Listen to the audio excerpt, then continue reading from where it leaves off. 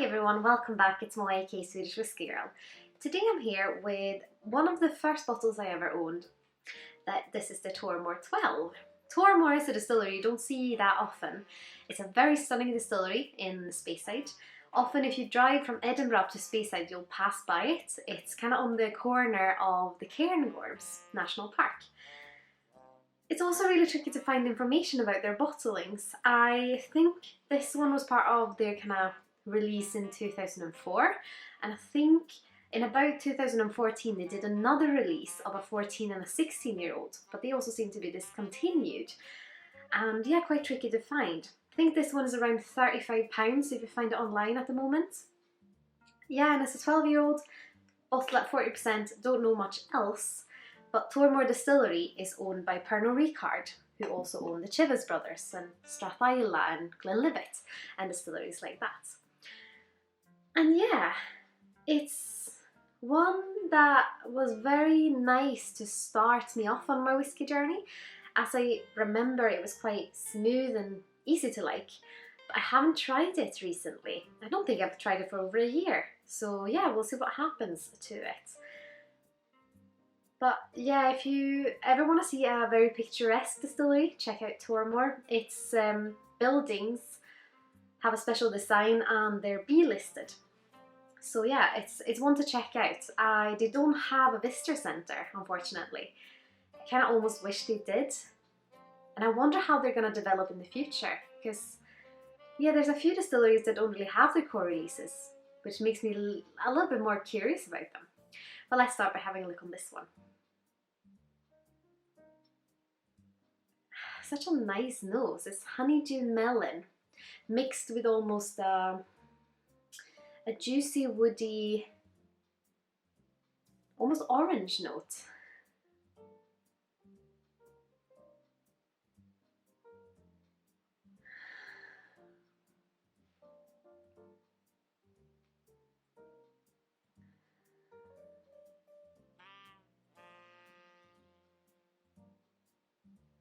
Yeah, quite fruity, and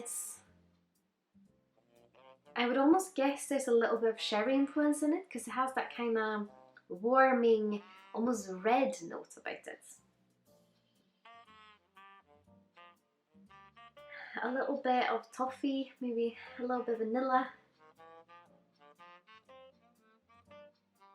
A little bit of like honey denseness. It's a very approachable, and I think a nose that a lot of people would appreciate because nothing really stands out like sharp, or yeah, it just feels quite rounded, which is nice. Orange, toffee, honey, leather as well. Let's have a little taste. Sláinte Skål.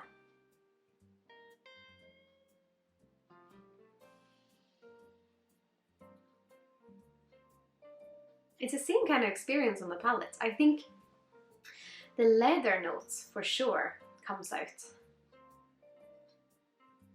I am so surprised why they're not bottling this. You'll see it sometimes with independent bottlings. But yeah, I mean, it's a nice Speyside. It's fruity, it's juicy, it's one I think a lot of people would enjoy. And £35, not bad for whiskey either. I mean, I'm guessing it goes into a lot of blending for Chivas. But yeah, I'd love to see a single malt release from them. Just a kind of distillery expression.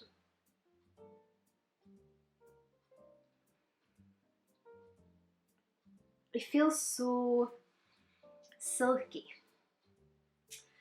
It has this kind of Speyside fruitiness about it, which is a little bit pears and apples mixing together, but also that leather note. When you breathe out, the finish is really lovely. It's just easy approach. It's so soft, but with quite a lot of flavour, I would say. Yeah, that Speyside fruitiness, and that's what I remember most from it the last time I had it as well, because it's quite full on flavour, but soft. So just kind of brushes past your mouth. And I don't know if I just have really lovely memories of this because it was one of the first whiskies I owned. I'm really enjoying it, and it has a touch of that orange notes, which is almost like a fresh citrus in with the pear and apples, and that leather note which just adds a touch of a little bit more robust notes.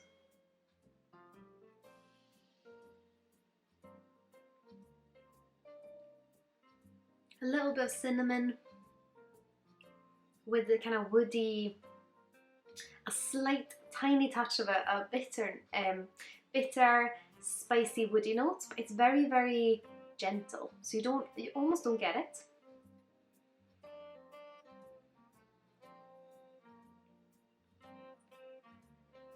Yeah, I mean, it's not. Sometimes with Speyside whiskies, you'd almost think that they're a little bit more one-dimensional because they're just quite smooth, and fruitiness is the biggest thing. I think because it has a kind of leather note underneath, it just makes it a little bit more exciting. But I would say this would definitely be a good whiskey for anyone who's maybe looking to get into the world of whiskey. And I think it's also called the Pearl of Speyside.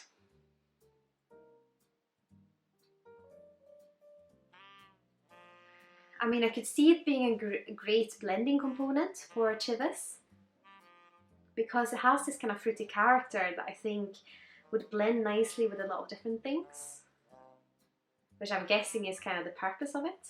But it's one of those distilleries that was one of the first ones to kind of pop up after the World Wars and this kind of decrease in Scotch whisky. So it was one of the first ones to kind of resurface after the war, and it's still there to this day, which is quite nice.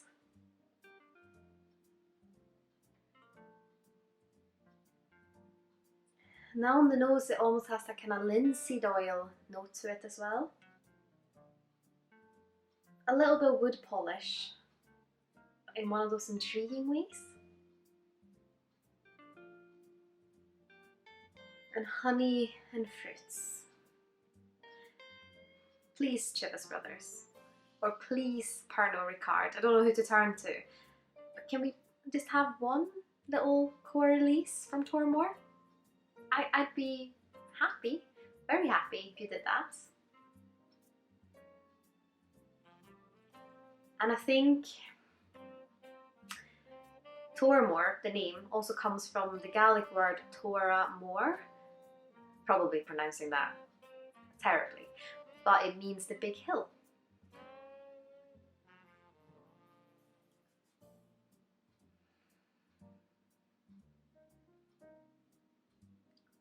So easy to drink and so easy to like. Sometimes this is all I need. Just a little bit of a whiskey that tastes lovely, which is quite easy, and just you can kind of give it to anyone, and I think a lot of people would like it. I think, I mean, this might have changed because it's been in the bottle and it's been kind of this level for over a year. But I would say this is similar to what my memory of it is. So I don't think it's changed that much. Because when I just started with whiskey, of course, this kind of smoky flavour was the one I recognised the most, and then I turned to Tormore after that because that was one of the bottles I kind of accidentally ended up having. And it was very approachable. I really enjoyed it because it's quite easy, and I like when there's a lot of flavour, but when it's quite soft and gentle. Sometimes you don't really need a challenge when you drink whiskey, and then that's when I think something like this is great. And sometimes you do want to sit there and kind of and just kind of discover it and really focus on it. But sometimes I just want to have a good flavour, and then this kind of whiskey is great. So I'm grateful I have it. I just want to see more. Or I want to see Tormore. I have such bad humour, I'm so sorry. I just couldn't resist it. But I would love to hear if you've tried Tormore. Have you tried the 14 or the 16 that they released in, I think, early 2014? Or have you tried this Tormore 12 perhaps? It's, I think it's an interesting one. And yeah, do you agree? Do you like it? It's an easy to like whiskey, or is there something about it you don't like perhaps? Would you also like to see an expression from Tormore coming out soon? Please let me know in the comments here below. And of course, if you do like what I'm doing here on YouTube and my other social channels, I'd be absolutely over the moon if you consider using my affiliate links the next time you're shopping with the maybe Master Malt of the Whisky Exchange or the Scotch Whisky Society. All the information is of course in the little section here below, as well as links to my other social channels if you're curious. As always, a massive thank you to my wonderful supporters on Patreon. I'm so grateful you guys want to continue to support me on my whiskey journey. So massive Sláinte to you. But I hope you've all had an absolutely wonderful day. Sláinte Skål.